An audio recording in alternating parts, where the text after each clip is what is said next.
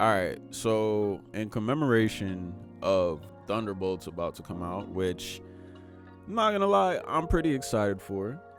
I'm not gonna sit here and pretend that I'm not.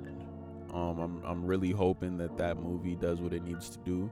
All I'm really hoping for at this point is that Marvel is able to provide us with a film that has consequences to it. You know what I mean? And I still have to finish Daredevil, but I heard there's been some heavy implications in that film, in that show about the future of the MCU, the future of at least New York in the MCU.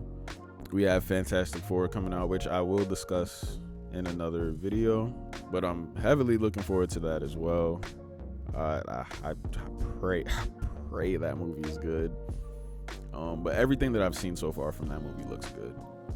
And you know, of course, leading up to Doomsday, Spider-Man 4, Secret Wars, like there's a lot of shit that's about to, come out. I think that hype train is gonna get rolling again. Leading up to all of that, I just want to discuss Captain America 4 a little bit because I hope this is the last film from Marvel. I kind of like to call it like their fuck it films.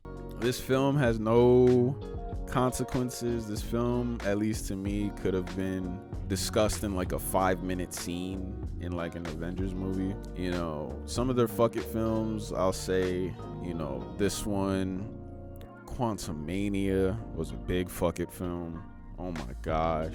And of course that movie came out on my birthday, and this one came out on my birthday as well. What the? All right, I'm used to greatness coming out. You feel me? Like Black Panther came out on my 17th birthday, and I said that in my Sinners video. Like how the fall from grace is immense. There's no point to watching this, at least for me. There's a couple reasons why you may want to, if you want to explore Anthony Mackie's Captain America. He's not really much different from Falcon. Kind of just has a bigger chip on his shoulder because he is Captain America now. I'm not going to compare him to Steve Rogers, and I'm not going to compare Anthony Mackie to Chris Evans because I feel like that doesn't really matter, honestly, because they're two different people, two different humans, and two different characters.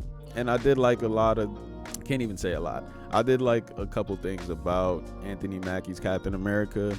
The fact that he could fly, some of the action scenes, especially the one on Celestial Island, that was probably my favorite part of the movie, honestly. I thought that was really cool how he was able to, it wasn't just like, oh, go kill the bad guys, but it was like, the context of why they were fighting and what they were fighting for was pretty interesting. And, the role that Captain America had to play in helping out, what was going on. It wasn't just like, just throw the shield, kill. It was like, no, we got to protect these guys.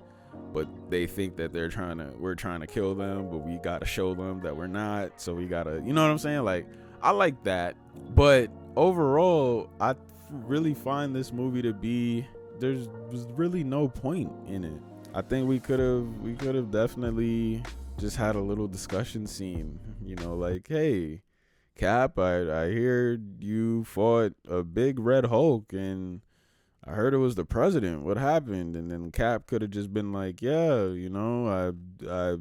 we had a conference and then my bro, he started tweaking and the president wanted to put him in jail and I was trying to help him out, and then he turned into a big red guy, and somebody could have just been like, oh shit, like that's pretty wild, and Cap could have been like, yeah, I know, right? All right, yeah, but what's this that we have to deal with now? Like, you know what I'm saying? Like this shit could have just been spoken about real quick.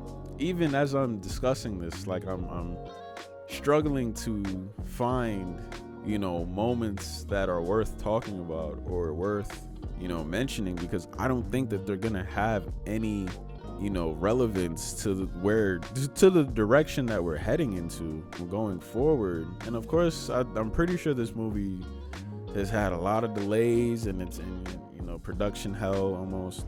It definitely felt like a pandemic production level film There's nothing really memorable. I thought the leader, and I like Tim Blake Nelson, obviously. Holes alumni. You know, anybody that's in that movie got my heart. But he has to be one of the most mid villains ever put to screen, bro. And he looks like absolute dog shit. Like, at least to me, I mean, I thought he looked awful. Like, I thought, like, look at this shit. Like, what the fuck? This is a multi-million-dollar movie. And then this is what he looks like in the comics. What is going on here? It's very interesting to me as well. Another thing that really threw me off about this film, there's no Bruce Banner. How do you tell this story without at least even a mention of Bruce Banner? Even though I think that would have created a lot of confusion, but it just creates more confusion not mentioning Bruce, you know? And then if you have Harrison Ford in it, when the Ross that we've known this entire time was William Hurt, who, you know, obviously passed away, R.I.P., you already kind of got us in a situation where we kind of got to suspend our disbelief and believe that these two people are the same people. So wouldn't you take this movie to kind of acknowledge that these two Bruce Banners are the same Bruce Banners? No, not even a mention. You bring up even Betty Ross.